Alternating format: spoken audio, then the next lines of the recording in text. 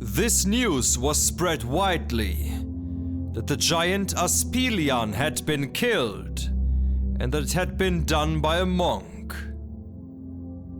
And when King Thidrek of Bern heard this, he thought it important news, and thought much to himself who this monk might be, who had done such great deeds. He remembered that all his champions were dead. He also wondered where his dear friend Heimir was.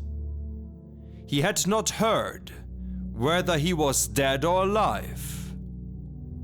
No one seemed as likely to have done this deed as Heimir, if he were alive, but no one could tell him what had happened to Heimir.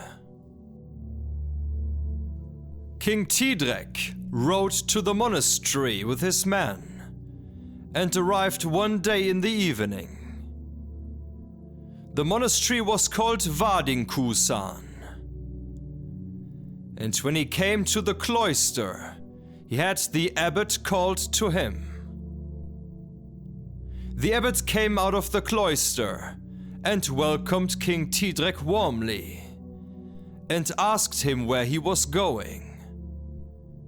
The king said that he had an errand of obligation. The king spoke to the abbot. "Is there here a monk in the monastery named Heimir, who would be the son of Studas?" The abbot answered, "I can tell you the names of all the monks in this cloister, and none is called Heimir." The king said, "Then you will have to allow me to go into the chapter and to call all the monks to me." At this moment, a monk came out of the cloister with his cloak and wide hood. He had broad shoulders, and he was short of growth. He had a broad beard, grey as a dove, but this monk was silent and spoke no word with King Thidrek.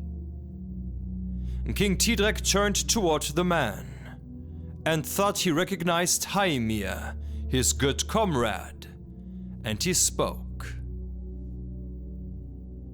"Brother, we have seen many great snows since we parted good friends, and so we shall meet again. You are Heimir, my good friend." And the monk answered, "The Heimir you seek, I never knew him, and I never saw him, and I never became your vassal as long as I have lived."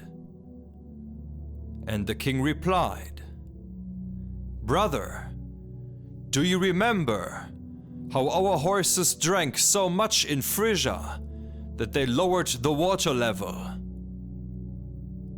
And Heimir answered,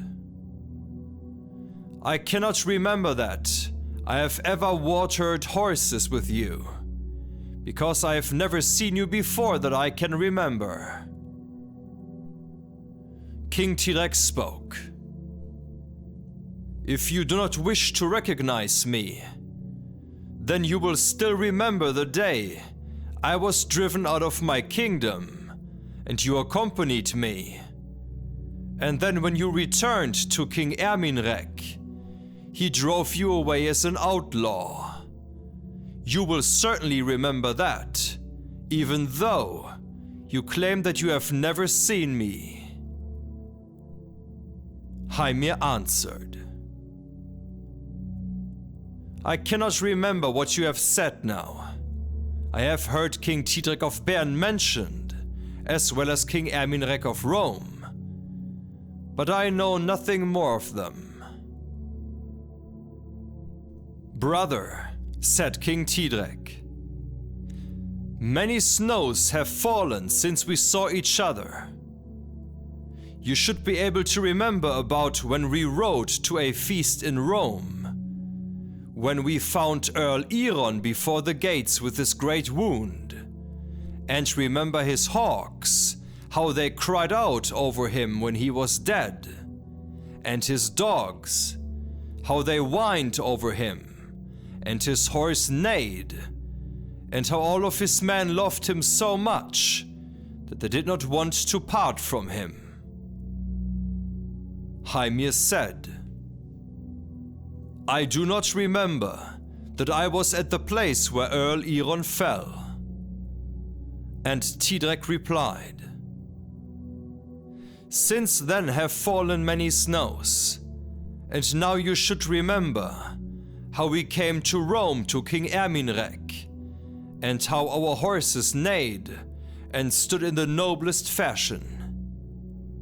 We had then hair colored like gold and curled fairly. We are both now grey doves, both you and I.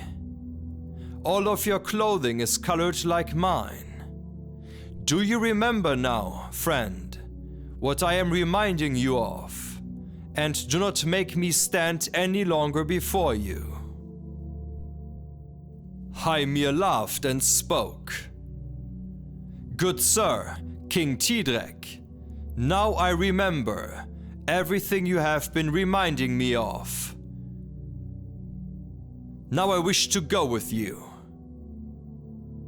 And Heimir cast off his cloak and went back into the cloister and collected all of his armor and his horse and rode away back to Rome with King Thidrek. King Thidrek welcomed Heimir warmly, placed him over his knights in the army, and he gave him many fiefs, and he remained there a while.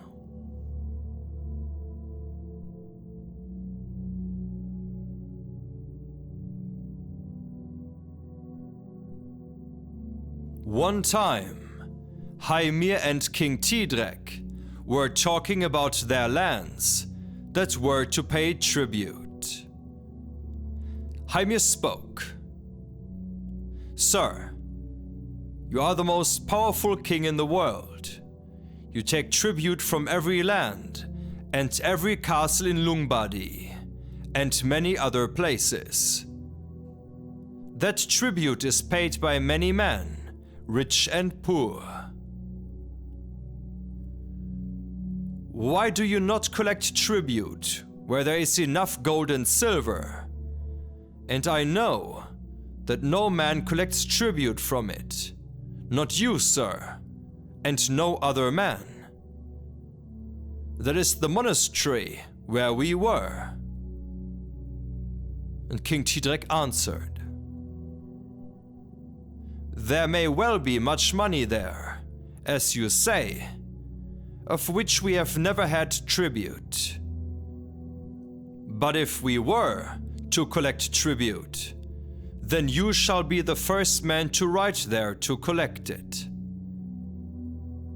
And Heimir answered, I shall ride there and collect tribute, just as you wish. And a few days later, Heimir was ready to ride out, and he set out for the monastery. He rode armed and alone to the cloister. And when he came there, and the monks became aware of him, they were very angry that he had left the monastery, and that he had not asked for permission from the abbot. But on the other hand, they were glad that he was gone, because they were afraid of him. He was offered lodging for the night, and the next morning he rode to the chapter and called all the monks together. Heimir spoke first to the abbot and then to all the monks. He told them his mission and said that Thidrek of Bern had sent him thence because he knew that there was much gold and silver, and rents from the land, that not even half of it was necessary for the monastery. He wishes tribute from here, just as from any other place. Will you give him tribute, as is fitting for the king to have? I wish to hear that first from you." And the abbot answered, "We have that money here in safekeeping, that belongs to Holy Mary and God, and that is so much, and free from the crown, that no king shall be paid tribute from it." But Heimir spoke, "If you will not pay the tribute, then you will have to face his wrath. And it is a great wonder that you collect here so much money that does no one any good, and you will not even pay tribute to the king." The abbot spoke, "Heimir, you are certainly an evil man. You ran away from the monastery to the king's guard, and now you have come back and wish to rob the monastery. Now go back to King Thidrek, just as the devil knew you before. And you can be just as much a fiend as King Thidrek." Heimir became so angry that he drew his sword Nagelring and struck a blow to his neck so that it took off his head. And then he killed all the brothers and took all the gold and silver they had kept. And he carried all that money away from the place, and he saw that many horses were loaded with it. King Thidrek came to him and set the monastery on fire and burnt it all to ashes. And they carried home all the money and put it in his treasury.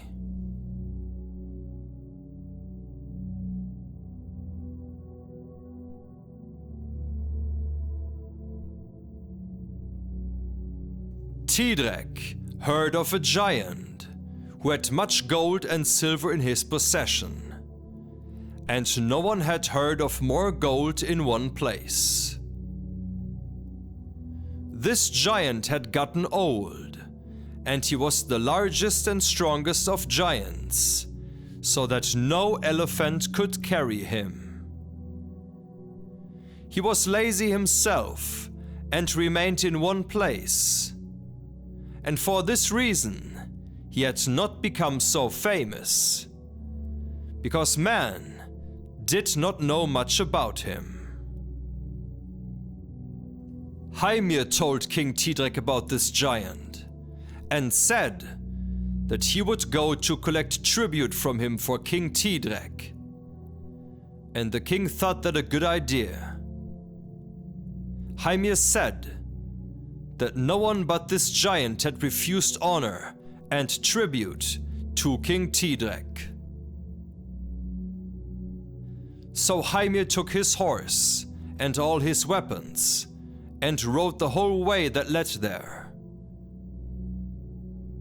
After that, he came to a high mountain, and there was also a great forest. He found there a great cave.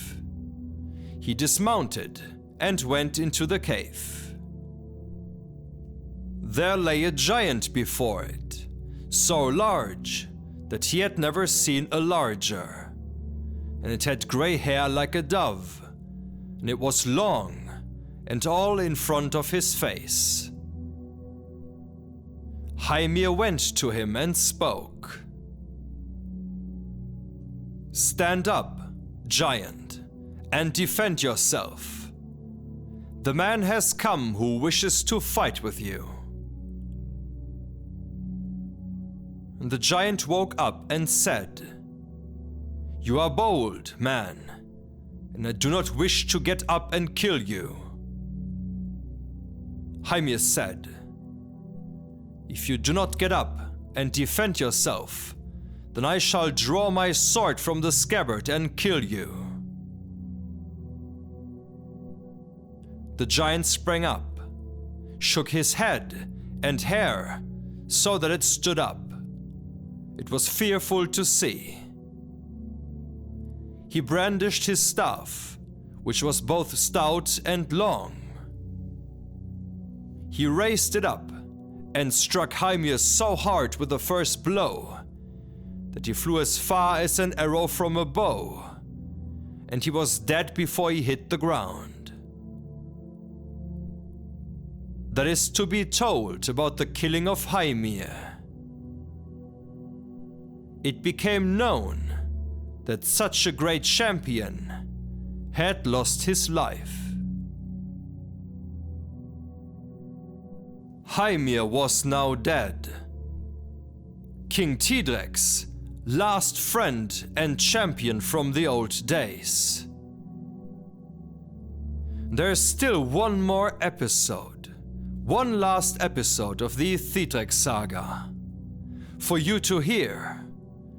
So come back through this gate by tomorrow to listen to the last piece of the Thidrekssaga that is still missing. And enter once more the Hall of Sagenheim for this great saga.